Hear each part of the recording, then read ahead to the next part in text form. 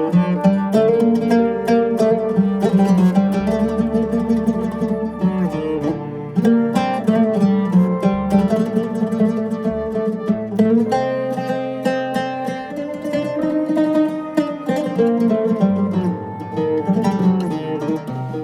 الله الرحمن الرحیم. بینەرانی بەڕێز لە کەناڵی دیمان لە پرۆگرامی کلیلدا بەدیدارتان شاد بووینەوە. بابەتی ئەم جارەمان بەویستی خۆی پەروەردگار بابەتێکی عەقیدەیە. بابەتی ئەم جارەمان پەیوەستە بە کۆمەڵگای کوردی خۆمان و بە کۆمەڵگای موسڵمان نشین لە هەموو دنیادا. بەڵام بە تایبەتی ئێمە لە کوردستاندا لە کۆمەڵگای خۆماندا زۆر دیاردەی نامۆ و دژ بە ئیسلام و عەقیدەی موسڵمانیەتی دەبینین.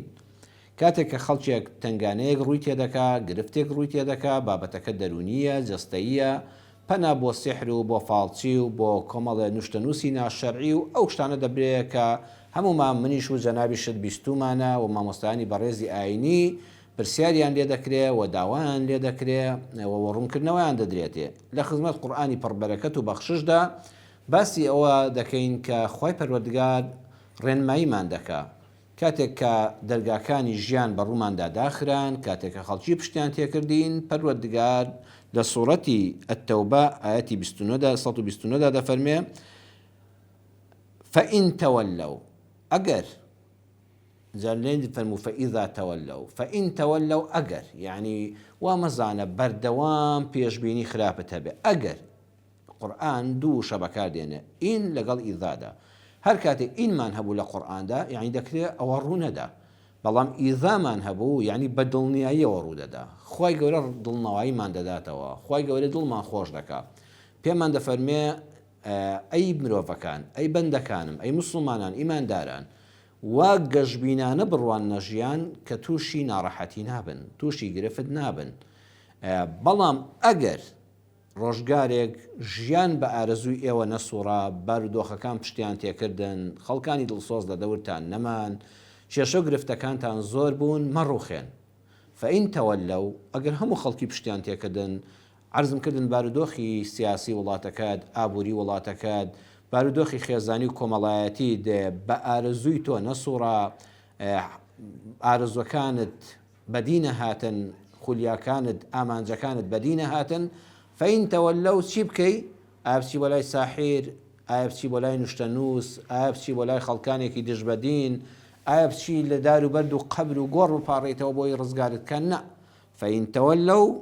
فەقول حەسبی الله، ئەو کاتە تۆ لە ناخی دڵتەوە فەقول بڵێ بە ئیمانەوە بڵێ حەسبی الله، من ئەڵڵام بەسە، لا ئیلاهە ئیلا هووە، من بڕیارم داوە هیچ پەرستراوێک نییە لە ئەرز و ئاسماندا، لە کەون و کائیناتدا شایەنی پەرستن بێ ئیلا ئەڵڵا نەبێ، ئیلا هووە، ئیلا خۆی نەبێ.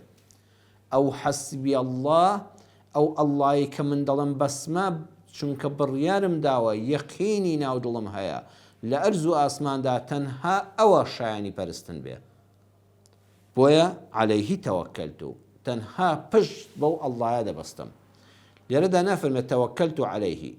عەلەیهی تەوەکەلتو یعنی بۆ حەسرە، یعنی پشت بە هیچ شتێکی تر نابەستم. لێرەدا پرسیارێک دروست دەبێت، ئایا ئێمە هاوکاری لە کەس داوا نەکەین؟ نەخێر، ئیسلام نێوتووە، بەڵام پشت پێبەستنی تەواو دەبێت تەنها بە ئەڵڵا بە سوبحانەه وتەعالا. بۆ نمونە تۆ ئەگە پشتت بە دەوڵەمەندێک قایم بێ، بڵێ فڵان کەسی سەرمایەدار لە پشتمەوەیە، بەڵێنی پێداوم، چەندی پارم بوێ درێخیم لێ ناکا و دەستی کراوەیە بۆم، باشەوە فەرەزنا ئەو دەوڵەمەندە کە تۆ پشتت پێبەست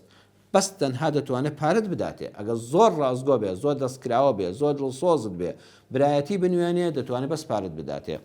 بەڵام ئایا دەتوانێت تەندروستیت بداتێ؟ نەبەخوا. ئایا دەتوانێت دڵخۆشیت بداتێ؟ نەبەخوا. بۆیە عەلەیهی تەوەکەلتو، تەنها و تەنها بە ئەڵڵا دەکرێت سوبحانەه وتەعالا. من تەنها بە ئەڵڵا پشت دەبەستم،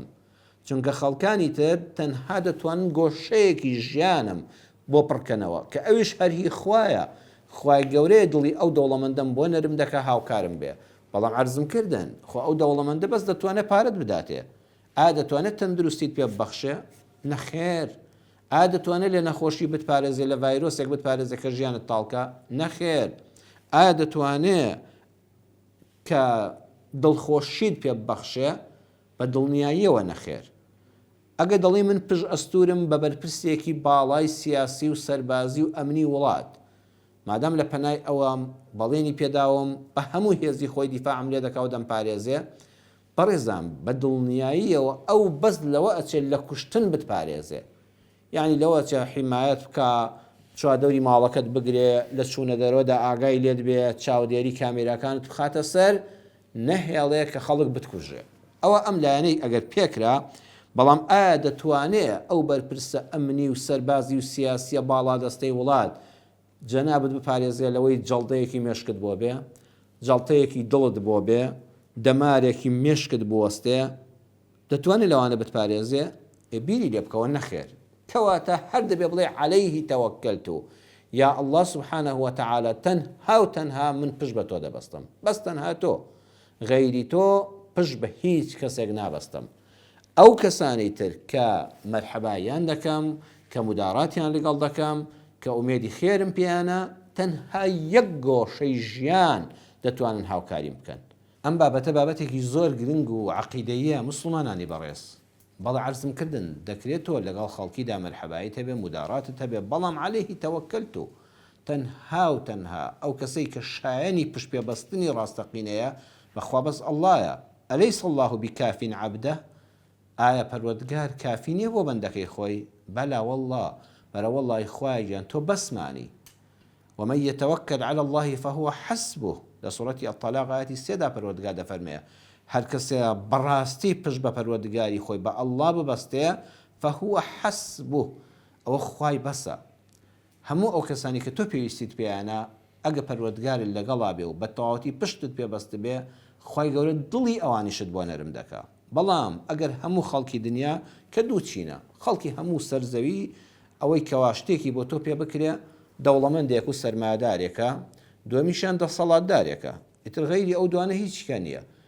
دەوڵەمەندەکە بە پارەکانی، دەسەڵاتدارەکە بە هێز و سەرباز و بوارە ئەمنیەکەی. تەنها عەرزم کردن دەتوانن لاشەی تۆ پارێزن، لەوەی کە خەڵک بتکوژێ، دەتوانن لە برسیەتی ڕزگارت کەن، لە بێبەرگی ڕزگارت کەن، بەڵام ئایا دەتوانن لە جەڵتەیەکی مێشک ڕزگارت کەن؟ جاریشکە بیری لێ بکەوە، ئایا دەتوانن لە جەڵتەی دەماغ بتپارێزن؟ بە دڵنیاییەوە نەخێر. ئایا دەوڵەمەندێک کە سفرەیەکی ڕازاوە دەداتێ و هەموو سێژەمەی ژیانت خواردنی بەتام و خۆش بخاتە بەردەمت، بەڵام ئایا دەتوانێت دڵخۆشت کا؟ نەبەخوا، چونکە زۆر جا خواردنی خۆشیشت خواردووە، بەڵام دڵت خۆش نەبووە. بۆیە دەبێ تەنها پەروەردگارمان بەس بێ. لە قورئانی پڕبەرەکەت و بەخششدا خوای پەروەردگار باسی ئیبراهیم پێغەمبەرمان بۆ دەکا عەلەیهی السەلام. ئیبراهیم پێغەمبەر عەلەیهی السەلام دروشمی حەسبی الله هەبوو، خدای پەروەردگار تەنها تۆم بەسی. ئیبراهیم فەرمووی فەئینەهم عەدوو لی إلا رب العالمين. لسورة الشعراء آية حفتة وحوتها پروردگار من دفرمي سبحانه وتعالى إبراهيم فرموي پروردگارم فإنهم أو بتو سنماني كخلق پشتیان پێ دەبەستێ. جا ئەو زەمەنەی ئیبراهیم بە تەنیا تاکە پەرست بووە لەسەر زەویدا، بە تەنها خواپەرستی ڕاستەقینە ئەڵڵا پەرست بووە، خەڵکی بۆ باران لە جۆرێک ئەستێرە دەپاڕانەوە، بۆ ئەوەی بەروبوومیان فەلاحەتیان کوشت و کاڵیان بەر هەمدار بێ و لە ئافات بە دوور بێ لە بتێک دەپاڕانەوە، لە خۆر دەپاڕانەوە، لە مانگ دەپاڕانەوە، سوزدەیان دەبەر، دەگریان، خێریان دەکرد. عقیدەی ئەم جیلانەوە هاتبوو باوک بۆ نەوەکەی، دایک بۆ کچەکەی، دەیوت ڕۆڵی گیان ئەگەر نەخۆش بووی بڕۆ لەو بتە بپاڕێەوە لەو بەردا، لەو خوایە، ئەوە خوای شیفایە، ئەوە تاو لەرز لەسەر لا دەبا، ئەوە سەریەشەر لەسەر لا دەبا، ئەوە مناڵت دەداتێ، ئەوە بۆ کوڕە، ئەوە بۆ کچە، ئەوە بۆ فڵان شتە، ئەو ئەستێرانی ئاسمانە فڵان ئەستێرە لێی پاڕێتەوە بارانت بۆ دەبارێنێ، ئەوە دوکانەکەت بەرەکەتی تێدەکەوێت. بوو بە عەقیدە و بیر و باوەڕێکیان بە یەقینەوە عیبادەتی ئەو خوانیان دەکرد. جا ئەوەندە متمانیان بۆ خوان درۆیانەی خۆیان هەبوو، وا متمانیان پێ دروست بوون، ئامادە بوون کەسێکی خۆیان، خزمێکی خۆیان، لاوێکی جوانی وەکو ئیبراهیم بە ئاگر بسووتێنن. یعنی ها کەسێ ڕقت لێ بێ ئەڵێ هەدەت سووتێنم. ئەوان ڕقەکەیان ئەوەندە لە ئیبراهیم بۆ سووتاندیان، فعلەن ویستیان بیسووتێن، خستیان ناو ئاگرەکەەوە بە حسابی خۆیان سووتاندیان، بەس خوا پاراستی. بۆچی؟ لەسەر ئەوەی خوایەکانی شکاند بوو بتە گەورەکانی شکاند بوو ئەوەندە ڕقیان لە ئیبراهیم بوو تەنها لەسەر ئەو کارە نەخۆ هیچ کارێکی نەشیاوی نەکرده بوو ئەیانوت تۆ سوکایەتی بەو کەسە کردووە کە ڕزقمان دەدا بەرەکەتی پێوەیە خێر و ڕەحمەت هەمووی بەدەستی ئەوە کە ئەو بتە گەورەیە ئەوە خوای خوایەکانە خوای ئەو کۆمەڵە خوایە کە ئێمە لێی دەپاڕێنەوە لەو کاتەدا عەقیدەی ئیبراهیمی فەرمووی فإنهم عدو لي إلا رب العالمين ئەوانەی ئێوە دایان پەرستن هەموویان دوژمنی منن إلا من تەنها پشت بە رب العالمین دەبەستم ئەوە زۆر مهمە تۆ تاکە کەسێک لەم سەرزەویەدا ئەو عەقیدە پاک و پوختەی هەبێ ئەو ئیبراهیمە بۆ عەلەیه السەلام حەزەتی ئیبراهیم فەرمووی هەرچی ئەو خەڵکە ئەوە زۆر گرنگە تۆز لەناو ئەو سەرزەوی کە تیا دەژی لەو جوگرافیای کە تیا دەژی بڵێ من وەکو ئەو خەڵکە ناکەم هەر هەمووتان بڕواتان وایە خێر و بەرەکەت بەدەستی ئەو خۆر و مانگ و ئەستێرە و ئەو بتودار و بەردەیە بەڵام من ئەوانە بە دوژمنی خۆم دەزانم ئەوانە هیچ ئیمانێکم پێیان نییە من تەنها إلا رب العالمين پشت و پەنای من تەنها ربی عالمینی کە ئەڵڵایە سبحانه وتعالى خوای گەورەیشی بەس بوو فەرمووی حەسبی الله من بەس خوام بەسە واللهی بەو نیەتەی ناو دڵی خۆی بەو عەقیدە پاکە بەڕێزان خوای گەورە لە ئاگر پاراستی یا ناڕکوونی بەردەن وەسەلامن عەلا ئیبراهیم ئەی ئاگر سارد بە ساردێکی سەلامەت اینجا تەنها لەسەر ئیبراهیمیش سەیری وردیەکانی قورئان کە جارانی تریش عەرزم کردوون ئەگە قورئانتان خوێندەوە لەسەر و شەبە و شەی بوەستن یا ناڕکوونی بەردەن ئەی ئاگر سارد بە ئەگە خوانەی فەرمووە سەلامەن یەکسە قانونی ئاگەر لە سووتانەوە بوو بە سەلاجە بوو بە مجەمیدە بەڵام سەلامە نەیبەستی ئازاری نەدەی لەسەرمانە ڕقی نەکەیەوە ئەو سەلامەن نەبوو یایە خوانەی فەرمووە سەلامەن ئەو ئاگرە ئەو پشکۆیانە ئەبوون بە یەک پارچە سەهۆڵ و ئیبراهیمی ڕق دەکردەوە چکە مرۆڤ بە دووش لە ناو دەچێت یان ئاگر بیسووتێنێ یان لەسەرمانە ڕق بێتەوە بیبەستێ ئەو ئاگرەی کە بڵێسەی دەچوو بە ئاسماندا و مرۆڤ لە دووری چەند مەترەوە لێی نزیک نەدەکەوتەوە دەموچاوی هەڵدەقرچا ئیبراهیم لە ناویە پەروەردگار فەرمووی سارد بە بەڵام نەیبەستی ئازاری نەدەی ڕقی نەکەیتەوە لەسەرمانە عەلا ئیبراهیم تەنها لەسەر ئیبراهیمی جوابە خوای پەروەردگار کە ئەمرێکی دەرکرد گشتگیرە بەڵام عەلا ئیبراهیم ئەی ئاگر بەس سارد بە لەسەر ئیبراهیم ساردێکی سەلامەت ئەگە خوای گەورە نەیفەرمووە عەلا ئیبراهیم بە هەمیشەی ئاگر لە سەرزەویدا دەوری خۆی نەدەبینی جارێکیکە من و تۆ ئاگرێکمان بۆ نەدەکرایەوە خواردنێکمان بۆ ئامادە نەدەکرا سۆبایەک لە ماڵماندا نەدەبوو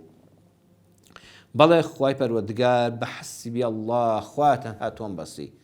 لەو ئاگرا سووتێنە ڕزگاری کرد وەڵڵاهی تۆش لەم ڕۆژگارەدا ئەو ئاگرانەی کە دەسووتێنن بەس بڵێ عەلەیهی تەوەکەلت و یا ئەڵڵا بەس پشتم بە تۆ قایمە خوایە تەنها تۆم بەسی پەنا بۆ ناشەرعی نابم بۆ ئەم بتانەی سەردەم نابم وەڵڵاهی خوای گەورە ئاوا لە سووتان ڕزگارت دەکا لە سووتانی ناخ لە سووتانی دەروون لە سووتان بە خەم و خەفەت ڕزگارت دەکا لە پیریدا لە کاتێکا کە ئیبراهیم دوو خێزانی هەبوو هاجەرە خاتون و ژنی گەورەی سارا خاتون لە هیچیان منداڵی نەبوو تەمەنی زۆر چوو بۆ پێشەوە لەو کاتەدا پەروەردگار بەهانایەوە هات ئاواتی چەندین ساڵەی هێنایە جێ منداڵی پێبەخشی یا ئەڵڵا هەموو ئەو کەسانی کە تا ئێستا وەکو ئیبراهیم و هاوسەرەکانی چاوەڕێی منداڵن خوایە منداڵی ساڵحیان پێبەخشی بەڵێ منداڵی پێبەخشی لێرەدا قورئان دەفەرمێ الحمد لله الذي وهب لي على الكبر إسماعيل وإسحاق لسورة إبراهيم آيات 39 دا پەروەردگار دەفەرمێ ئیبراهیم فەرمووی سپاس و ستایش بۆ ئەو ئەڵڵایەی وهب لي کە بە دیاری تایبەت پێی بەخشیم على الكبر لە کاتێکا من چوو بوومە تەمەن و پیرێتیەوە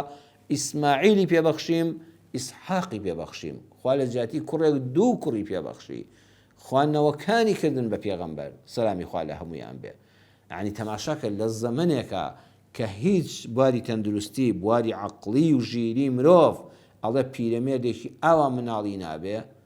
لە هەردوو خێزانەکەی سبحان الله منداڵی بوو ئیسماعیل و ئیسحاق على الكبر لەو تەمەنە پیرێدا مە دیاری خوا بوو وەهەبە خوایە تۆ دیاری دامێ و منیش سپاست دەکەم الحەمدولله سپاس بۆ تۆ کەواتە خوای گەورە ئەو ئاواتەش ئەو هیواتەشی هێنایە جێگا سێم لە دەربەدەری و ئاوارەییدا لە جیاتی هەژار بێ زۆر دەوڵەمەند بوو لە کاتێکا کە دەربەدەر و ئاوارە بوو لە جیاتی ئەوەی هەژار بێ ئینسان لە دەربەدەریدا کە لە ماڵی خۆی دەرکرا ئاوارە کرا ئەوەی کە هەشتێتی دەیخوا لە دەستیەدا بەڵام بەعکسەوە ئیبراهیم لە جیاتی ئەوەی هەژار بێت دەوڵەمەندیش بوو بۆیە کاتێک کە سەیری قورئان دەکەی لە سوورەتی ئەذاریات ئاەتی 26 باسی میوانەکانی دەکا کاتێک کە میوانی هاتن فریشتە بوون بەڵام لەسەر شکڵی مرۆڤ هاتن میوانی بوون قورئان دەفەرمی ئەوەی مەبەسمانە فەجاء بعجل سەمین چوو خێرا گوێرەکەیەکی گەورەی بۆ سەر بڕین یعنی دەتوانێت سێ چوار میوان مریشکێک دوو مریشک پەلەوەرێکیان بۆ سەر بڕێ بەڵام ئیبراهیم نیشانەی دەوڵەمەندی هەم مادی هەم دڵ چونکە هەیە ماڵیشی زۆرە بەڵام دڵی کوێرە بۆ میوانێک ناتوانێت مریشکێک سەر بڕێ بەڵام ئیبراهیم وانە بوو نیشان هەرشە دڵی زۆر دەوڵەمەندە بەڵام فەقیدە دەستی تەنگە هەرچەند دڵت دەوڵەمەند بێت کە تۆ هیچ لە ماڵتانە بێت چی پێشکەشەوە سفرە و خوانی میوان دەکەی ئیبراهیم خوای گەورە هەم دڵی دەوڵەمەند کرد هەم ماڵی زۆری پێدا لەو چەند ساڵ دەربەدەری و ئاوارەی و ئەوانەدا نەک هەژار نەکەوت بەڵکو خوای گەورە زیاتری پێبەخشی بۆیە کاتێ سێ چوار میوانی هاتن بەبێ ئەوەی بیان ناسێ یان خزمی بن یان کە سوکاری بن یان هاوڕێ بن یان هاوپیشەی بن یان ئومێدێکی پێیان بێ بەس لەبەر حورمەتی میوان ئەوەندە دەستڕۆیشتووی دەوڵەمەندی دڵ و ماڵ بوو فەجاء بعجل سەمین نەچوو گوێرەکەیەکی بچووکی لات سەر ببڕێ بڵێ ئەمە بەرەو نەخۆشیە نا سەمین زۆر گەورە و بەرچاو زۆر تێر و پڕ لە گۆشتە ئەوەی بۆ سەر بڕین چوارەمیان بوشی خراپی بۆ گۆڕی بە باشترین بوو خەفەتی دەخوارد لەوەی کە ئیسماعیلی کوڕی خێزانەکەی باش نییە بووکەکەی باش نییە چونکە زۆر ناڕەحەتە ئینسان کە دەبینێ کوڕەکەی گرفتارە بەدەست بوشێکی خراپەوە خوای پەروەردگار بەوەش دڵی خۆش کرد کە ئیسماعیل لە هاوسەری یەکەمی جیابەوە خوای گەورە بوشێکی زۆر بەڕەحمەت و ڕێک و پێک و جوان و شایستە بە ئیسماعیلی کوڕی پێبەخشی و کە چای بە هەڵس و کەوتی جوانی ئەم بوو کە تازە کەوت و کە ئەوەندە ڕێک و پێک و بە وەفا و بە حرمەتە لەگەڵ کوڕەکەیدا لەگەڵ ئیسماعیلدا ئەو ئاواتەشیات دەجێ و ئەو دڵەشی ئیسراحەتی کرد کاتێک کە فەرمووی یا ئەڵڵا تۆم بەسی خوای گەورە خۆشەویستی کرد لەگەڵ هەموو مرۆڤەکانی سەرزەویدا ئێستا هەموو ئاینەکانی سەرزەوی ئیبراهیمیان خۆش دەوێت ئەوە یەهودیەکانن ئەوە مەسیحیەکانن ئەوە موسڵمانەکانن ئەوە ئاینی تربێ هەمووان کۆکن لەسەر خۆشەویستی ئیبراهیم هەموو ئیماندارانی ئومەتی محەممەد صلی الله عليه وسلم لە تەحیاتی کۆتاییدا کەما صەلەیتە عەلی ئیبراهیم ناوی ئیبراهیم پێغەمبەر دێنین لەناو هەموو پێغەمبەراندا سەلامی خوای لەسەر بێ بەڕاستی برای هەمووان بوو بەڕاستی خۆشەویستی هەمووان بوو لە سەردەمێکە کە پشتی بەخوا بەست هەموو دنیای ئەو سەردەمە و جوگرافیایی کە تێیدا دەژێت دوژمنی بوو وتی خوایە حەسبی الله خوایە تۆم بەسی خوای گەورە قەرەبووی بۆ کردەوە بوو بە خۆشەویستی هەموو باوەڕداران حتا ڕۆژی قیامەت ناوی لەسەر زمانمانە لە خوتبەی جومعەدا لە سەڵاواتدا لە ناو نوێژی جەنازەدا لە سەڵاواتەکەیدا لە تەحیاتی نوێژماندا لە سەڵاواتەکەیدا هەمووی باسی کەما صەلەیتە عەلی ئیبراهیم و عەلی ئالی ئیبراهیم ئیبراهیم بوو بە خۆشەویستی هەمووان خەمی لوتی برازای بوو تاکە کەسێک کە ئیمانی پێهێنا بوو لوت پێغەمبەر بوو سەلامی خوای لەسەر بێ کە دوای بوو بە پێغەمبەر ئەویش گرفتار بوو بەدەست ژنێکی خراپی زمان شڕی بێ ئیمان و قەومێکی بەدڕەوشتی خراپ زۆر خەمی ئەو خۆشەویستەشی بوو کە لوتە کە پێغەمبەری خوای و برازای خۆیەتی و یەکەم ئیماندارە کە ئیمانی پێهێناوە تاکە ئیماندار بوو کە ئیمانی پێهێنا خوای پەروەردگار ئەو ئاواتەشی هێنایەجێ لوتی بە سەلامەتی لەناو ئەو قەومە بەدکارە و ئەو ژنە خراپە ڕزگار کرد و ئەوانی بە هیلاکدا ئەمە هەمووی پێمان دەڵێ دەرمانی دەردەکانمان بەڕێزان حەسبی ئەڵڵایە یا ئەڵڵا تۆم بەسی بەڵام ئەم حەسبی ئەڵڵا سەبریشی دەوێت ئەمانەی کە ئیبراهیم خوای پەروەردگار پێبەخشین و باسمان کرد بەڕێزان هەمووی بە شەو ڕۆژێک نەهاتۆتە جێ بە شەو ڕۆژێک دروست نەبووە نەخێر ئەمە زەمنێکی بەسەراتیە پەڕی بەڵام ئیبراهیم سەبری کرد ئیبراهیم ئارامی کرد ئیبراهیم پشتی کردە هەموو بتەکان هەموو سیحر و جادوەکان هەموو شتە خوڕافیاتەکان هەر فەرمووی حەسبی ئەڵڵا یا ئەڵڵا تۆم بەسی خوای پەروەردگار دوای ئەو ساڵە نەهامەتیانە ڕزگاری کرد دەرگای ڕەحمەتی لێ کردەوە و ئاواتەکانیشی هێنایەجێ بەڵێ بەڕێزان التوكل ليس ثقة بأن الله يعطيك ما تريد بل قبل هذا الرضا بما آتاك توكل أونية كمتماند بوبي كخواي پروردگار شد بوێ بداتێ بەڵکو تەوەکولی ڕاستەقینە و پشتبەستن بەخوای پەروەردگار بە ڕاستەقینە لە پێش ئەوەدا ڕازیبوونە بەوەی کە خوا دەداتێ ڕازیبوونە بەوەی کە خوا دەداتێ بەڵێ خوای پەروەردگار من پشتم بە تۆ بەست تۆم بەسی ئیتر تۆ چیم پێ ببەخشی ئەوە باشە نەک بڵێ تەوەکل لەسەر خوا مانای ئەوەیە دڵم چی حەز لێ بوو خوا ئەوەم بداتێ نەخێر چی بۆ من باشە دڵنیام خوای پەروەردگار ئەوەم دەداتێ وەلەوە بێبەشم ناکە وەلەوە بەهرەمەندم دەکا بەڕێزان بینەرانی بەڕێز کێشەی ئەمڕۆی خەڵکی ئەوەیە لەگەڵ متمانەی بەخوا متمانەی بەشتی تریش هەیە بەڵام خوای گەورە فەرمووی بڵێن حەسبونە الله ئێمە تەنها ئەڵڵامان بەسە تەنانەت لە سوورەتی التەوبەدا کاتێک کە پەروەردگار دەفەرمێ وەلەو ئەنەهم ڕەضوا ما ئاتاهم الله وەڕەسوولو وقالوا حسبنا الله نافرمي حسبنا الله ورسوله خدا و پێغەمبەرەکەیمان بەسە نەخێر تەنها و تەنها ئەڵڵامان بەسە کە گەیشتە سەر حەسبی الله نابێ بڵێ حەسبی الله وەڕەسوولو ڕەسوولیشی لەگەڵ نییە تەنها حەسبی الله تەنها ئەڵڵامان بەسە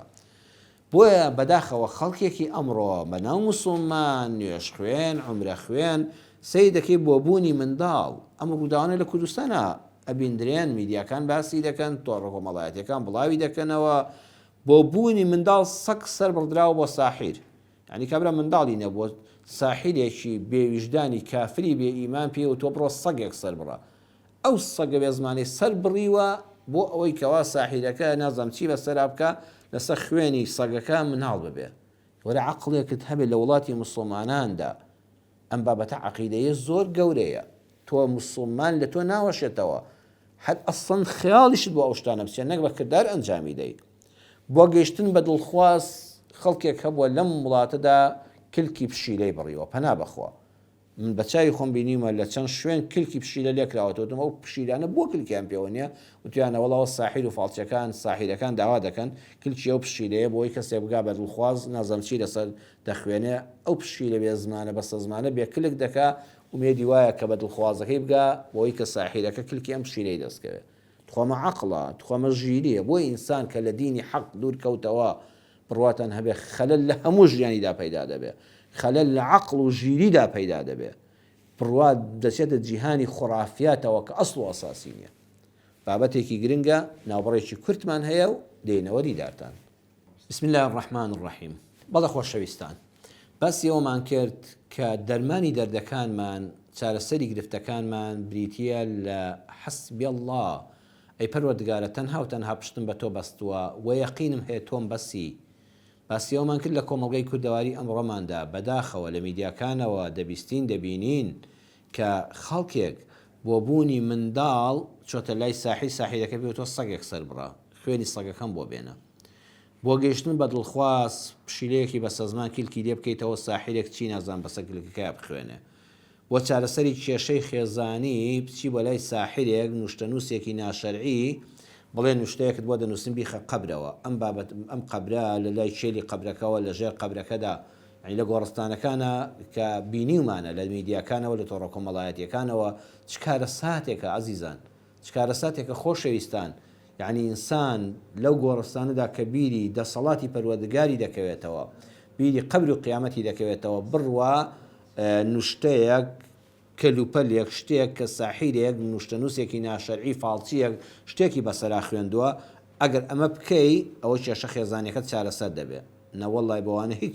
کێشەی خێزانیت چارەسەر نابێ بۆ سەرفرازی گەل و خاک و نەتەوەکەت بتی دیموکراسی و لادینی ئێمە پەنای بۆ بەرین لە کاتێکە خوای پەروەردگار شەریعەتەکەی خۆی کە قورئانی پڕ بەرەکەت و بەخششە و سوننە و ڕێبازی پێغەمبەرە صلی الله عليه وسلم ئەوە بەسمانە هەر کەسێک غەیری ئەوە بیەوێت سەربەرزی گەل و نیشتیمان و خاکەکەی لە شتێکی کەدا بدۆزێتەوە بڕواتەن هەیە بەس خوڕافیاتە حەسبی الله ئێمە دینی خوامان بەسە ئێمە شەریعەتەکەی خوامان بەسە ئێمە قورئانەکەی خوامان بەسە بۆ ئەوەی کەوا گەل و نیشتیمان و نەتەوەکەمان سەرفراز بێ پێی بۆیە هەر کەسێک بەڕێزان غەیری پشتبەستن بە ذاتی خوای پەروەردگار غەیری پشتبەستن بە ئەڵڵا بۆ چارەسەری نەخۆشیەکانی، بۆ چارەسەری کێشەی خێزانیەکانی، بۆ بوونی منداڵی، بۆ ڕزگاربوون لە خەم و خەفەت، پەنا بۆ ڕزگاربوونی نەتەوە و خاک و نیشتیمان و گەیشتن بە ئازاری و سەربەخۆیی، پەنا بۆ غەیری خوا، بۆ غەیری مەنهەجی خوا، بۆ غەیری شەرعی خوا بەرێ. ئەوە وەکو شیعرەکەی دکتۆر عەبدوڵڵا پەشێوی لێ دێت کە دەڵێ دەبێت بە ئومێدی فرۆی چەوری بەرخەنێر بی، چاو لە هێلکەی دوو زەردێنەی کەڵەشێر بی، کە ئەوە مەحاڵاتە. یعنی ئێستا بەرخی نێر بەرخ هەر بۆ خۆی ئەگەم مێش بێ شیری نییە، نەک فرۆی هەبێ. فرۆ یعنی ئەو شیرە خەستەیە کە لە سەرەتای بەچکەبووندا مەڕێک دەیبێ. بەرخ هەر بۆ خۆی شیری نییە، ئەگەم مێش بێ چونکە نەبۆتە مەڕ، هێستا سکی نەکردەوە بەچکەی نییە. جاوەرە ئەگە بەرخەکە ئەم بەرخە بچکۆلە نێریش بێ، ئەمجا تۆ لەم بەرخە کە نێرە نەک چاوەڕێی شیر، چاوەڕێی فرۆی چەور بکەی، ئەوە ئەسڵی مەحاڵاتە، ئەوە مەحاڵاتێکە کە نایەتە جێ. چاو لە هێلکەی دوو زەردێنەی کەڵەشێر بی، ئەگە کەڵەشێر هەر هێلکە ناکە، تۆ بە دیارەوە دانیشی چاوەڕێبی کە هێلکەیەکی بێ هێلکەیەکی گەورە بکە دوو زەردێنە بێ. ئەوە هەمووی مەحاڵاتە. بۆیە هەر کەسێکیش غەیری خوای پەروەردگار پشتبەستن بە ئەڵڵا سوبحانەهو وەتەعالە بە تەمای غەیری خوا بێ، ئەوە دەبێت بە ئومێدی فرۆی چەوری بەرخەنێر بی، چاو لە هێلکەی دوو زەردێنەی کەڵەشێر بی. بەڵام پرسیارێک کە شەیطان و ناحاڵیەکان لە دین دەیخەنە مێشکی خەڵکەوە، ئەویش ئەوەیە، ئەی باشە بۆچی فڵان کەس چوە لای ئەو ساحیرە، فڵان کەسمان بینی چوە لای ئەو نوشتە نووسا، ئەو فاڵچیە، وەڵڵا ئاواتەکەی هاتە جێ. ئەوە چەند ساڵ و منداڵی نەدەبوو و سەگێکی سەر بڕی، وەڵا منداڵی بوو، وەڵا کلکی پشیلەیەکی بڕی و چوە لای فڵان ساحیرە و دڵخوازەکە دڵی نەرم بوو، پێی شاد بوو، کێشەکەیان کۆتایی پێهات. ئەمە تاقیکردنەوەی ئیمانی تۆیە بەڕێزان، ئەمە تاقیکردنەوەی ئیمانی تۆیە. گەورەیە لەو کاتەدا تۆ وەکو ئیبراهیم بی بڵێ فەئینەهم عەدوو لی، بەخوا ئەوانەی کە خەڵک ئیمانی پێیانە وا ئەزانێ کە بەهۆی ئەوانەوە شتێکی بۆ چارەسەر کراوە، من ئەوانە هەموو بە دوژمنی خۆم دەزانم، هەمووی بە نەیاری خۆم دەزانم، هیچ ئیمانێکم بەوانە نییە، هیچ بڕوایەکم پێیان نییە، ئەوانە ئەسڵ و ئەساسی نییە. بۆیە ئەوە تاقیکردنەوەی ئیمانی تۆیە. ئەگە شتێکی ئاواشت بینی، ئیمانی تۆ لەوەدا دەردەکەوێ کە بڵێ نەخێر ئەوە فڵان کەس چۆ سەر فڵان قەبر و منداڵیان بوو، من قەت بڕوان بەو شتانە نییە، تەنها پەروەردگارە سوبحانەهو وەتەعالە کە خۆیەتی ئەم کارانەمان بۆ دەکا. وەڵا فڵان کەس بە ڕوخی ناشەرعی شووی بۆ کرا، نەوەڵڵا بڵێ من ئەگە بە تەنهاش بمێنەوە لەسەر زەویدا،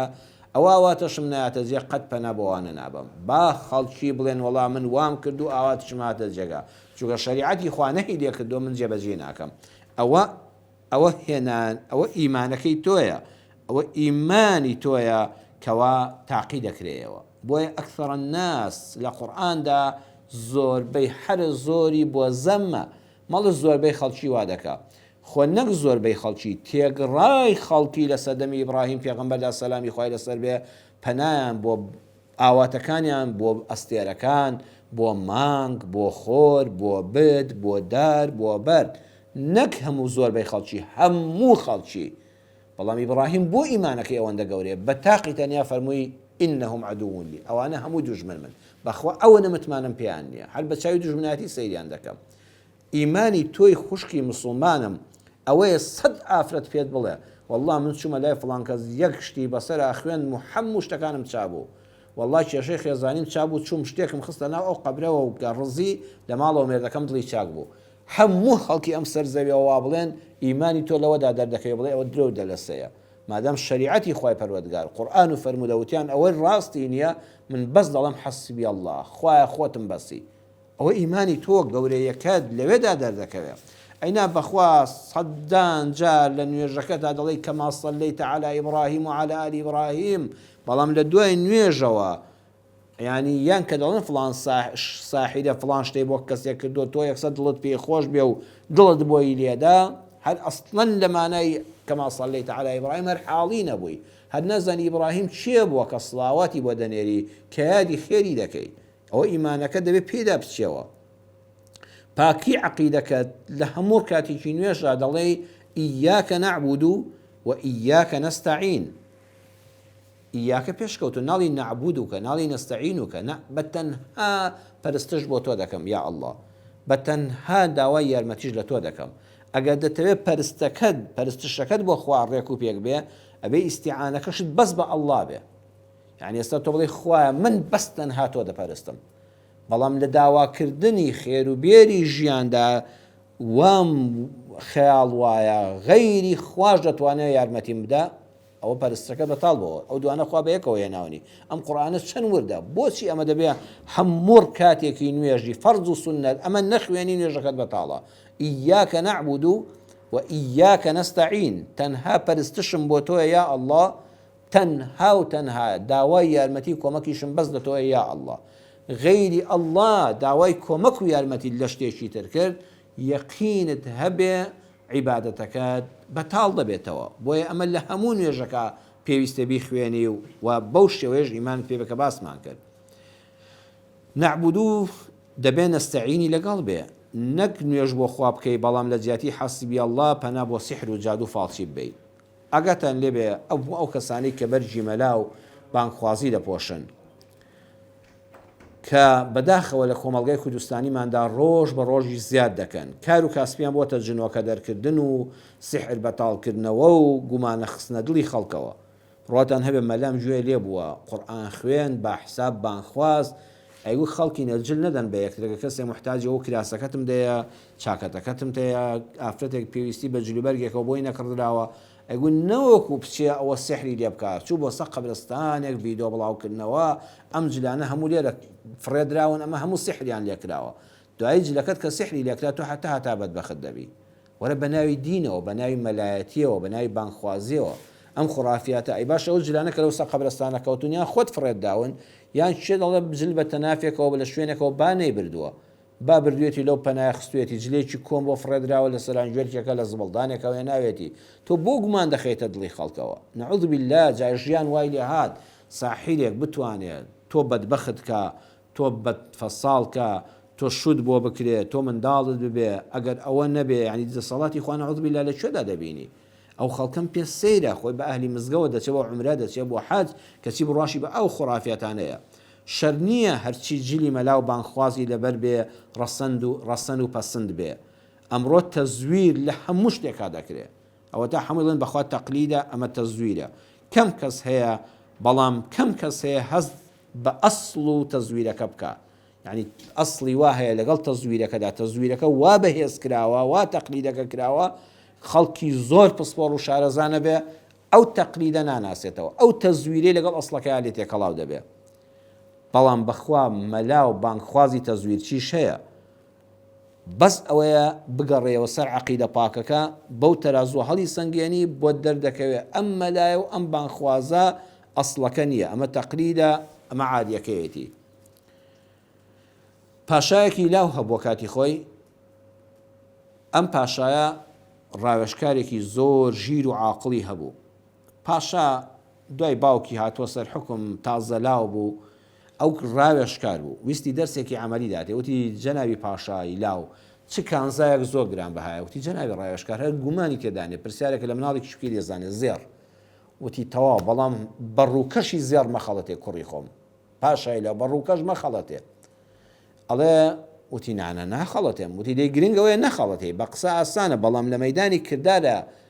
پاشای لا وریا بە خەڵک نەخەڵەتێنن بەڕووکەش وتی نادڵنیا بە نام خەڵەتێنن ئەم ڕاوێژکارە زیرەکە دوو پەیکەری بچکۆلەی هێنا یەکیان لە زێڕی پاک و پوخت یەکیان لە قڕ بەڵام سواغ درابوو بە زێڕ وتی پاشای لاو ئەم دوانە چ جیاوازیەکیان هەیە پاشا هەر چەندی کرد ئەم لا ئەولا بەدەستی ڕاوێژکارەوە بوو نەیدایە دەستخۆی وتی سەیریان کە ئەم دوانە چ جیاوازیەکیان هەیە وتی وەڵڵا دەستی ئەو وەستایە خۆش بێ کە نەخشاندوێتی ئەو هونەرمەندە هیچ جیاوازیەکیان نییە وتی هیچ جیاوازیان نییە وتی نەخێر وتی هەردووکیان زێڕن وتی بەڵێ وتی دەی ئێستا سۆندەیەک ئاوی هێنا تەشتی ئاوی هێنا ئەوەی زێڕە پاکەکە بوو چەند جاتی هەڵکێشا و ئاوی پێدا کرد و شڵەقاندی ئاوەکەم هەروە خۆیەتی زێڕە ئەوەی تریکە لە قڕ دروست کرابوو بە زێڕ کەفت کرابوو ڕووکەش کرابوو بە زێر کە سێ چوار جار لە ئاوەکەی شڵەقاندی و هێناوبەردی تلیسایەوە ئەتر پانگ بۆ وتی پاشای لا ویستم ئەو دەرسەد بدەمێ ئەم دوانە هەردووچیان بە ڕووکەش پەیکەرێکی زێڕن بەس ئەمە ناوەکەی بۆشە ناوەکەی قوڕە ئەمە ناوەکەی زێر نێت تەنها ڕووکەش کراوە بۆیە ئاگال لە خۆ بێ پاشان نەتخەڵەتێنن بە ڕووکەش بەڕواڵەت قەت فری و مەخۆ ئەزیزم بەڕواڵەت فری و مەخۆ خەڵکی ئەمڕۆ وەکو ڕۆمانەکانی ئەمڕۆوان ئەمڕۆ کتێبمان هەیە کتێبی لە ڕووی کتێب الحەمدوللا کتێبخانە زۆر پڕن کتێبی وا هەیە بەرگی جوانە پەڕەکانی ناوەی دەیکەوە ساف و شاموایە چاپی دوو ڕەنگ و سێ ڕەنگە خەتی کۆمپیوتەری زۆر خۆشە بەڵام کە دەیخوێنێ و بڕاتان هەبێ ڕۆمانێکی ئەوەندە دەخوێنێەوە هەرچی تام و چێژ بێنێتی ناوەڕۆکەکەی بەتاڵە بەڵام کتێبی جارانی قەدیممان کتێبێک کە باب و باپیرانمان نامیلکەیەکمان دەست دەکەوە ئێمە لە هەشتاکاندا سەرەتای نەوەتەکان نامیلکەیەک بە دەست نووس دەنووسرایەوە سەیرت دەکرد پەڕەی خراپ چاپێک لە دێڕەکە دەبوو بۆ خۆت و تاموشای معناکەوە من زۆر کتێبی وام ئێستاش لە کتێبخانەکەمدا هەیە چاپی خراپ و ناشرین بەرجی خراپ و دڕاو کەچی پڕمانە ئینسان هەشتی لیم و بیخوێنێتەوە ینی بەو کوالیتیە خراپە بەو بەرگە دڕاوە کەچی جارێک نادەجار چەند جار دەتخوێندەوە لێ وەڕز نەدەبووی وێ بەڕووکەش نەخەڵەتین شێخی جاران وەکو شێخانی بیارە وەکو شێخ معروفی نۆدەیە وەکو کاک ئەحمەدی شێخ پیاوان نی بەڕێزی وەکو مامۆستای مەلا عەبدولکەریم مودەڕیز وەکو مامۆستای خاڵم شێخ محەممەدی خاڵ مەلا محەممەدی کانی سانانی ئەو پیاوە گەورانە لە تەشیە و خانەقاکانیان هەڵدەکەوتن ئێستا بەداخەوە بە ناوی تەشیە و بە ناوی خانەقا و بە ناوی شێخی تەریقەتی تەزویریش هەیە دەبێت ئەگەر لێبێ لە ئەسڵەکان لەگەڵ تا تێکەڵاو نەبێ مەردی دەوێت جیای کاتەوە ئێستا جنۆکە دەرکردن کابرا سەرتاشراوێک ڕیشپانێک هەر بۆ خۆی جنۆکەیە ئێتر تۆ جنۆکەی چی دەستبڕ بە ناوی دینەوە ئەنجا ئاگادار بن هەر کەسێک کتێبێکی هەر کەسێک کتێبێک بکڕێ لەبەر جوانی بەرگەکەی نەزانێ ناوەڕۆکەکەی چی تێدایە بەڕاستی گەمژەیە لەو گەمژەتر ئەو کەسەیە کە بەبینینی سەر و سیما و جلوبەرجی گرانبەها هەڵخەڵەتێ و وابزانێ هەموو سمیا و سوورێک هەمزاغایە وابزانێ هەرچی مێزەر و کڵاو و ڕیشی پام و لوقمانی حەکیمی ناگاتێ وابزانێ هەر کەسێ عینەک لە چاوە بۆ ئیمباغلە ملب و مسەقەف و پیتۆڵە وامەزانە هەرچی لە فەیسبوکدا دیعایی بۆ خۆی کرد ڤیدۆی بڵاو کردەوە فڵان ژن و فڵان کچ بوراونەوە و ئەم دوعای بەسەرا خوێن و هاتنەوە خۆش و هەموو خەڵکتیان ئەڵڵاهو ئەکبەر و فڵان کەس نابینا بوو بەو هەموو دکتۆرە چانەبەوە ئەم بە یەک دوعایەک سەد چابەوە قەت بەڕێزەکەم بەم شتانە مەخەڵەتێ بەدار لێی دەدا و لە بنە پێی دەدا و فەلاقەی دەکرد و دەیگوت هەستە بە ئیزنی خوا و دەیانگوت خەڵکەکەی خزمەکانی برایەکانی دەیانگوت مە دکتۆر نەماوە لە دنیادا مامۆستا پێی نەکەین و قەت بەو ڤیدۆیانە مەخەڵەتێن بڕواتان هەبێ بەڕێزان ئەمە هەموو دەستبڕینە بە ناوی دینەوە ئەوە هەموو لە بیربردنەوەی حەسبی ئەڵڵایە سوبحانەه وتەعالە ئەڵڵامان بەسە پشت و پەنات بە ئەڵڵا بێ ئەوانە بەڕووکەشی شتەکان مەخەڵەتی ئەمڕۆ تەزویر بە ناوی دینیشەوە دەکرێت بە قسەی باق و بریق فری و مەخۆ کورد دەڵێ پیاو لە کاتی تنگانەدا دەردەکەوێت دەروێش لە کاتی تاڵانیدا دەردەکەوێت ئای چەند کەس زۆر نیشتیمان پەروەر و کورد پەروەر بوو کەچی کە فەرهودی بۆ تێکەوت هیچ نەناسی لاقی سپی و ڕەش لە بواردا دەردەکەوێت وتراوە قسە فەقیرە هەموو کەس پێی دەوێرێ هەر بە قسەی بەبێ کردارێک لێ نەبینی بێ بڕوا مەکە لەبەر سۆبای گەرم باسی شەڕی دەستەویەخە زۆر ئاسانە کوڕێک هیچ کچێک ئاوڕی لێ نەداتەوە باسی داوێن پاشی بکە ئەوە زۆر ئاسان باز دەکرێت کەسێ هیچ بەرپرسیارێکێتی نەبێ هیچ مەسئولیەتێکی نەبێ هیچ دینارێک لەبەر دەستیان نەبێ هیچ پلە و پۆستێکی نەبێ کەس ئیمزایەکی پێ نەکا کەس مەرحەبایی نەکا بەڕاستی باسی دادگەری بکە بەهایەکی نییە چونکە هیچی نییە خەڵک وەکو دار وایە هەڵوێستەکانیش وەکو ڕەشەباوان داری وا هەیە بە بایەک دەبێت تا سەڵقی ڕوت داری واش هەیە با نایلەرزێنێ شاهیدی ساڵح بوون بۆ کەسێک مەدە تاوەکو دراوسێت نەبێ تا سەفەر لەگەڵی نەکردبێ تا مامەڵەن لەگەڵی نەبوو بێ نوێژی مزگەوت و جومعە فەرزە بەوە مەخەڵەتێت لە مزگەوتا بینیوتە بەوە مەخەڵەتێ ڕیشی چۆنە بەوە مەخەڵەتێ مێزەری چۆنە سەیری کرداوەکانی کە بزانت تا چەند قورئانەکەی خوای پەروەردگار ڕەنگی داوەتەوە لە ژیانیدا بەڵام دووشتمان ئاگا لێ بێ کەس بێ حرمەتی بە پیاو ساڵحان نەکە ئاگامان لەوە بێ دووشت دەبێت تێکەڵاو نەکرێن الحب مع الله ئەو کوفرە هەر شتێکت خۆش بوێ لەگەڵ ئەڵڵادا پەنا بەخوای پەروەردگار ئەوە کوفرە. بەڵام الحب لله کەسێکت خۆش بوێ لەبەر خوا ئەمە چاکەیە. یعنی کەسێکت وەکو خوا خۆش بوێ، وەکو خوا متمانەت پێ بێ، وەکو خوا خۆشەویستی بۆ دەرببڕی، ئەمە کوفرە. بەڵام کەسێک زانایەک شێخێک مشایخێکت خۆش دەوێت بەس لەبەر خوا، لەبەر ئەوەی خزمەتکاری دینەکەی خوایە بەڕاستی، ئەمە بە چاکە و عیبادەت دەنووسرێ. بۆیە لە قورئان دەفەرمێ یا لەیتەنی اتەخەذت مع الرەسوول سەبیلا، ئێمە مع الرەسوولمان هەیە، من لەگەڵ ئەو ڕێبازەم کە پێغەمبەری خوا محەممەد صلی الله عليه وسلم لەگەڵی بوو. ئێمە پێغەمبەر پەرست نین. بۆیە ئیمامی ئەبوو بەکر ڕەزا و ڕەحمەتی خوای لێبێت چەند جوان لە دینی خوای پەروەردگار حاڵی بوو. بۆیە شایەنی ئەوە بوو جێنشینی یەکەمی پێغەمبەری خوا بە صلی الله عليه وسلم، شایەنی ئەوە بوو قورئان شایەتی بۆ بدا ثانیە اثنەینە. کاتێک کە پێغەمبەری خوا صلی الله عليه وسلم وفاتی کرد و چۆ بارگای خوای پەروەردگار و ئەرک و ئەمانەتەکەی سەر زەوی تەواو کرد، هەموو سەحابەش لەژا بوون. تەنانەت ئیمامی عومەر هەڕەشەی دەکرد هەر کەسێ بڵێ پێغەمبەری خوا مردووە دەیکوژم، پێغەمبەری خوا نەمردووە، وەکو موسا سەلامی خوای لەسەر بێت چۆتەوە حزوری خوا و دوای چەند ڕۆژێکی تر دەگەڕێتەوە. دەفەرمێ ئیمامی ئەبوبەکر فەرمووی عومەر هێواش بە، خەڵکی ئاگادار بن، من كان يعبد محمدا فإن محمدا قد مات ومن كان يعبد الله فإن الله حي لا يموت. هەر کەسێک محەممەدی دەپەرست ئەوە دڵنیابن کە محەممەد مرد. هەر کەسێ محەممەد پەرست بوو فإن محمدا قد مات، محەممەد پێغەمبەری خوا صلی الله عليه وسلم قد مات، بە دڵنیاییەوە مردووە. ومن كان يعبد الله فإن الله حي لا يموت. بەڵام هەر کەسێ ئەڵڵا پەرست بوو ئەوە ئەڵڵا زیندووە و قەد مردنی بەسەرانایە. چاولێ ئەوە عەقیدەمانە. ئێمە محەممەد پەرست نین صلی الله عليه وسلم، ئێمە مع الرەسوول لەگەڵ پێغەمبەری خوادا صلی الله عليه وسلم شوێن کەوتوی مەنهەجەکەین، سەبیلەکەین، ڕێبازەکەین کە قورئانە. بەڵام ئێمە ئەڵڵا پەرستین، ئەو ئەڵڵایەی کە ناخەوێ،